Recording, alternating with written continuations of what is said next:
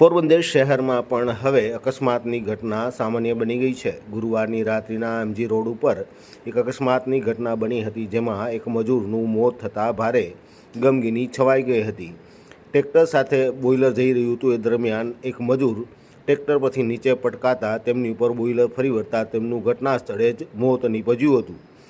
પોરબંદરમાં હાલ રસ્તાના સમારકામની કામગીરી ચાલી રહી છે, ત્યારે ખીજડી પ્લોટ રોડ ઉપર જ્યારે ટ્રેક્ટરમાં બેસી અને મોહન મંગા નાયક, તેમની પત્ની અને ડ્રાઈવર જઈ રહ્યા તે દરમિયાન કોઈ કારણોસર મોહન નાયક ટ્રેક્ટરમાંથી નીચે પડી જતાં તેમની સાથે જોડાયેલું બોઇલર મોહનભાઈ ઉપર ફરી વળતા તેમનું ઘટના સ્થળે જ કમકમાટી ભર્યું મોત નીપજ્યું હતું।